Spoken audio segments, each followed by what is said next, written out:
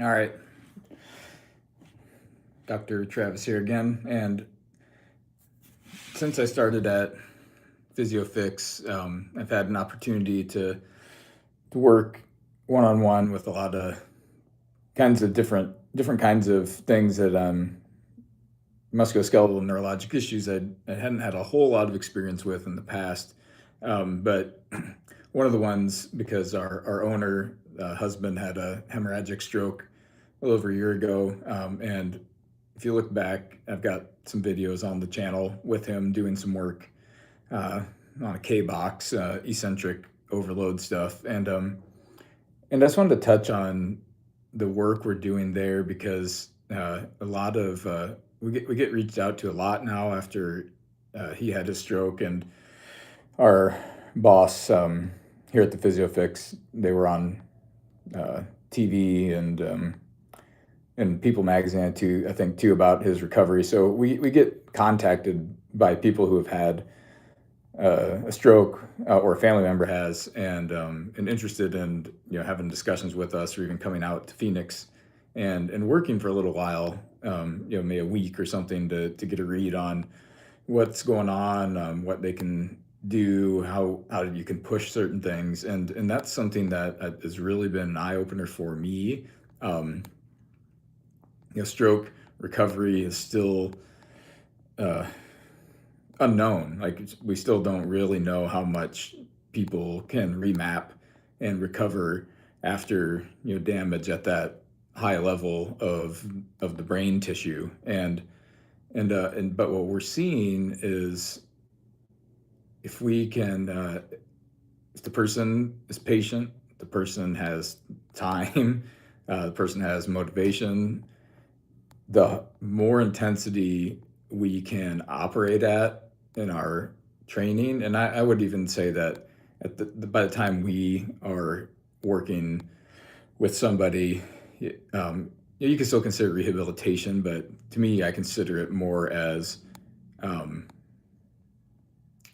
modified training because they've already been through the hospital system. They've already gone through like a inpatient rehab program, which is important, but is geared around just getting them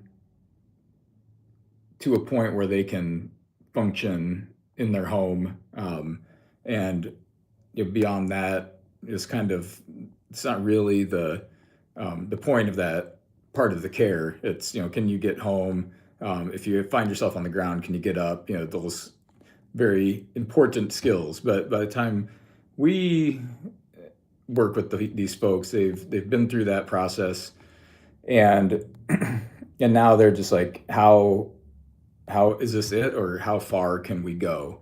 And that is what we have been trying to find out is like how far can this go? How much can things improve? And what we're finding so far is as you find modifications to make that allow for the person you're working with to push with intensity with what you're doing and things that force them to react to something, you start to see that there's a lot more that can probably come back than we realize, and the body, when there's that kind of damage, is very difficult, slow, or in some respects, there's probably going to be pieces that are never going to come back fully or really rewire at all.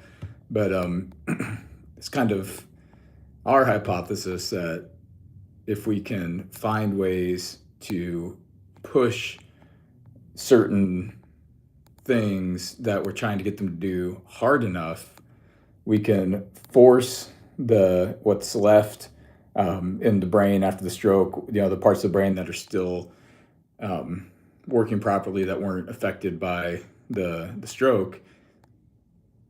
The hypothesis is if the stimulus is intense enough, then we can perhaps turn around and force some rewiring of some of these areas with what's available. Neuroplasticity is a crazy thing. The brain is always looking for ways to solve problems.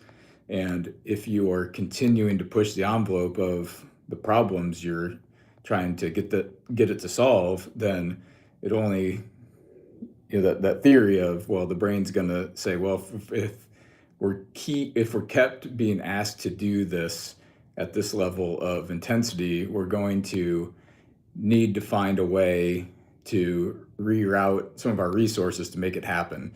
And so that's kind of our working theory with this. It takes the right kind of person.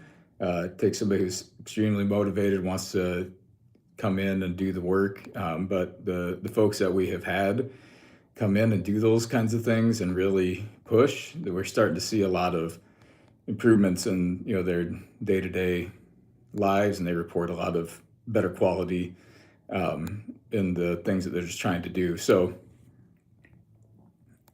we don't know where it can go, and I just don't think in that world there's a lot of big push to get that done. So anyway, just some things to think about. If you work in those populations, you find ways to make it very challenging, and it's rewarding for them. And I think that we're going to find over time that it makes the biggest effect on the nervous system to get it to bring back some of those things online post-stroke. So hello to everyone. I'm not a medical student. Just a guy who works in a PT clinic, coaching and training people and working on them with some therapy. So till next time, check my channel for more. See you later.